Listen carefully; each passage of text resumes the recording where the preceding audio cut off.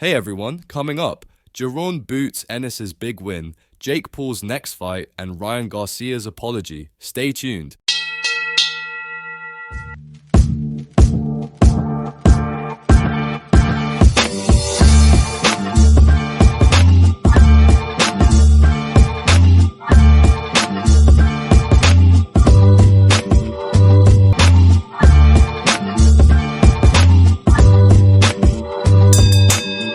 Welcome back to BoxingBytes Weekly. I'm KnockoutKing, and in today's episode, we've got all the latest from the world of boxing. This week, we've got more boxing action than a kangaroo in a punch-up. Let's dive in. Over the weekend, Jaron boots Ennis delivered a performance that was nothing short of a knockout, literally. The fight, held in front of a sellout crowd of 14,000 at the Wells Fargo Center in Philadelphia, saw Ennis dominate from the get-go. By the fifth round, it was clear who was wearing the bigger boxing boots. The referee ultimately stopped the fight, preventing Avanesyan from continuing after the fifth round, declaring a technical knockout in favor of Ennis, leaving Avanesyan with a jaw that probably won't stop clicking for a while.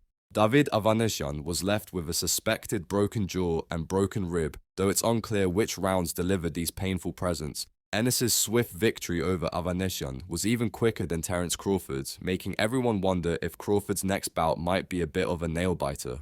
In the post-fight interview, Ennis was asked if he wanted to fight Terence Crawford next, and his response was a resounding yes. We've got a short clip of that interview coming right up. Ennis didn't just walk the walk, he talked the talk, and he did it in style. Unification fights out there for you. There's also Terence Crawford, who Eddie Hearn says he wants to make that fight if Crawford wins on August 3rd. What's your preference? Most definitely, let's make it happen, That's what I want, I want the big names, Terence Crawford, anybody else in that weight that got a big name, let's get it. Let's make it happen.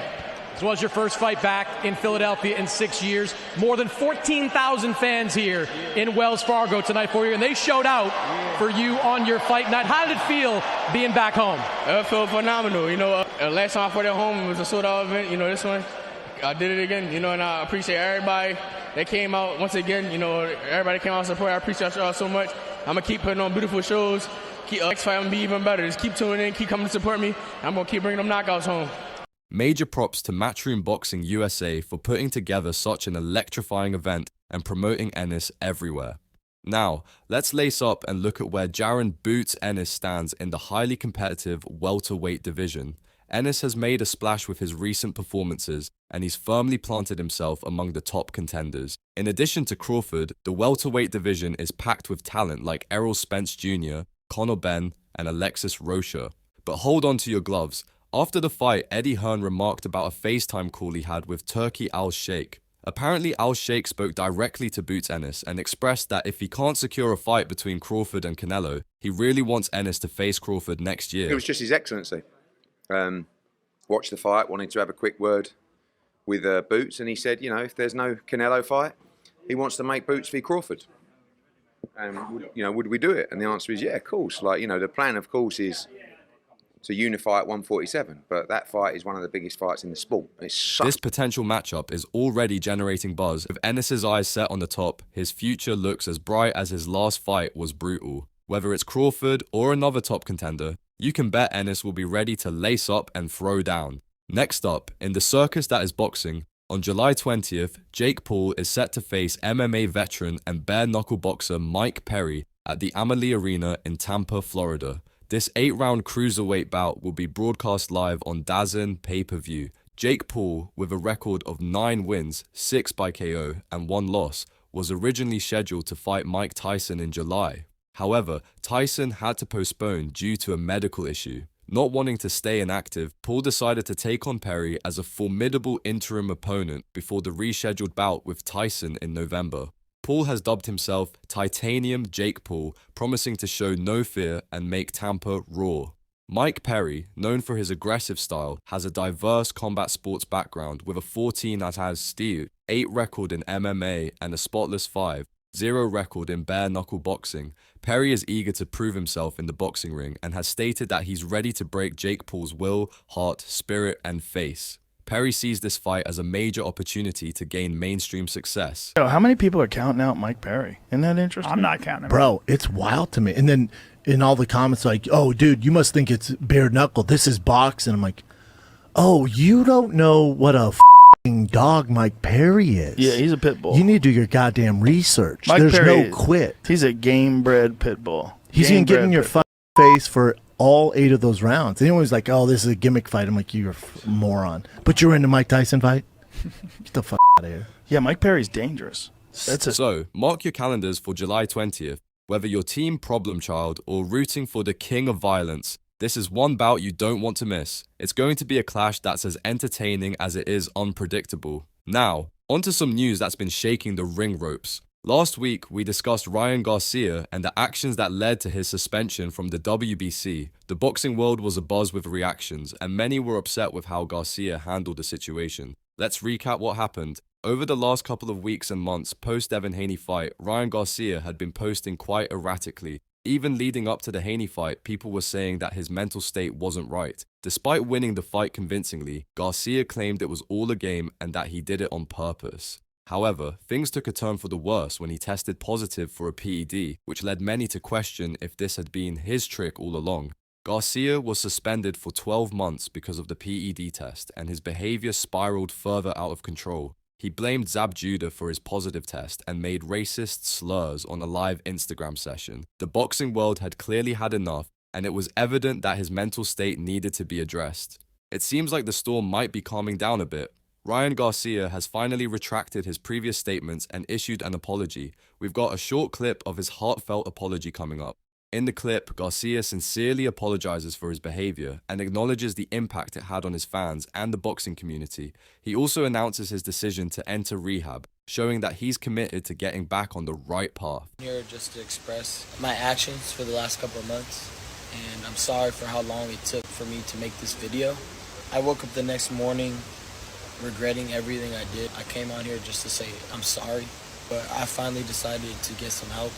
I lost everything in the past couple of weeks, my boxing career and just so much other things. And I hurt Andrea, I hurt you, and I hurt our kids. I hurt everybody around me for my actions. And I'm sorry. I finally decided to get some help. I'm going to rehab, and in the next couple of months, you're going to see a change. You're going to see a change. I got to handle some things, but after that, yeah, I'm going to check myself into rehab and get better, and hopefully I can return to boxing. It's a reminder that even champions can stumble, but it's how they get back up that counts. Here's hoping that Garcia's time in rehab helps him come back stronger and more focused than ever. Alright, boxing fans, we've got some juicy news straight from the mouth of the man himself, Anthony Joshua. In a recent interview with Sky Sports, Joshua addressed a long-standing rumor that has been floating around in the boxing world. Apparently, there's a tale that Daniel Dubois once knocked out AJ during a sparring session, but Joshua is here to set the record straight.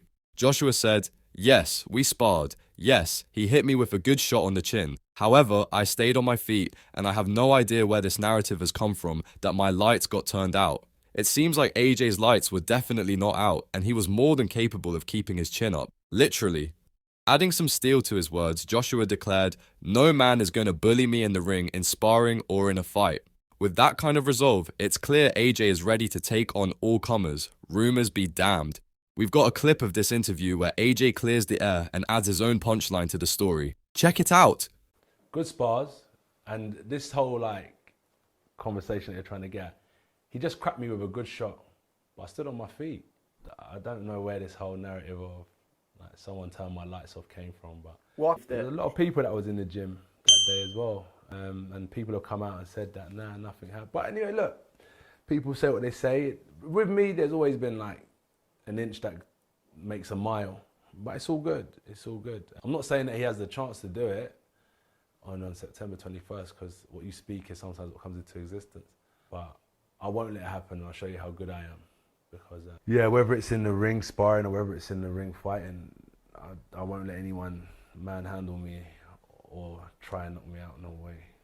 With his upcoming fight against Dubois at the Wembley Ridder season event, Joshua is clearly focused and ready to prove once again why he's a force to be reckoned with in the ring. Stay tuned for what promises to be an explosive showdown. Let's dive into one of the most anticipated matchups of the year, Terence "Bud" Crawford versus Israil Madrimov, set to take place at the Riyadh season LA event. This fight has the boxing world buzzing, and for good reason. Terence Crawford, a pound-for-pound king and current WBA and WBO welterweight champion, is coming off a series of impressive victories. Known for his technical prowess, switch hitting, and knockout power, Crawford is a formidable opponent for anyone who steps into the ring with him. His ability to switch stances seamlessly and his ring IQ make him a tough puzzle to solve.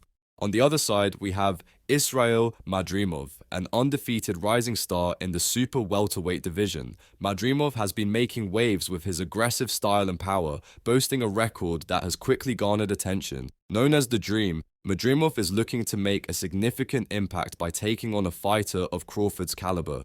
This fight is not just about titles, it's about legacy. Crawford is looking to cement his place as one of the greatest welterweights of all time, while Madrimov is aiming to make a name for himself by toppling a giant in the sport. There have been rumours that Crawford has been training with none other than Floyd Mayweather, but we've got an exclusive clip of him training with Andre Ward.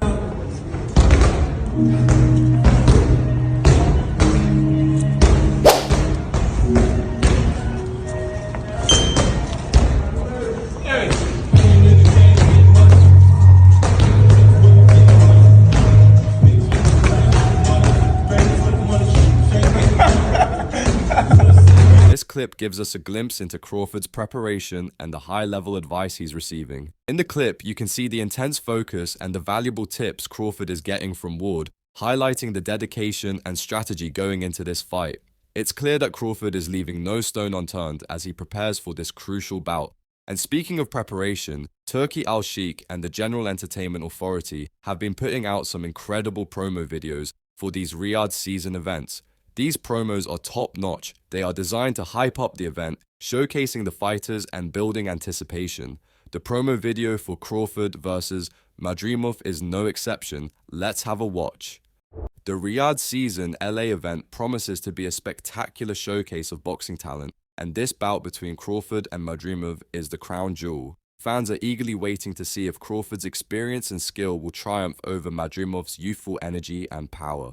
Stay tuned, as this is one fight you won't want to miss. Time for some quick-fire news. Let's catch up on all the latest happenings in the boxing world with rapid updates. First up, Jake Paul is in the news again, not just for his upcoming fight with Mike Perry, but also for his potential PFL debut. Rumor has it Paul is considering stepping into the cage, adding another dimension to his combat sports career. The WBC has mandated Shakur Stevenson to defend his title against top contender William Zepeda. Both fighters have until August 20th to agree on terms. This fight promises an exciting stylistic clash, with Stevenson's technical skills facing Zepeda's high-volume punching. Naoya Inoue is set to defend his undisputed super bantamweight titles against TJ Doheny on September 3rd at Tokyo's Ariake Arena. This bout is part of a title triple-header that promises to deliver plenty of action. In some lighter news, Derek "Delboy" Chisora was filmed by random people in the streets of London's Hampstead this week. In the video, it's quite clear that Derek either had food delivered or was stopping a delivery driver from delivering food. An argument ensued between them, ending with Derek Chisora headbutting the delivery driver. It's unclear whether the police were called or what action was taken, but with Derek only a matter of weeks away from his fight against Joe Joyce at the O2, this incident certainly adds some drama. A major announcement in the boxing world. Danny Jacobs has retired at the age of 37. Jacobs, known as the Miracle Man for his incredible comeback from cancer, had a storied career that included winning the WBA and IBF middleweight titles. Jacobs' career highlights include victories over Peter Quillin and Sergey Derevyanchenko, as well as competitive bouts with Gennady Golovkin and Canelo Alvarez. His inspiring journey and achievements have left a lasting impact on the sport. Lastly, keep an eye on the undercard of the Riyadh Season LA event. It promises to be packed with exciting bouts, including Isaac Cruz defending his WBA super lightweight title against Jose Valenzuela and Andy Ruiz Jr. facing Jarrell Miller in a heavyweight showdown. That's it for Quickfire News. Welcome to the Rumor Mill, where we dive into the latest whispers and speculations from the boxing world.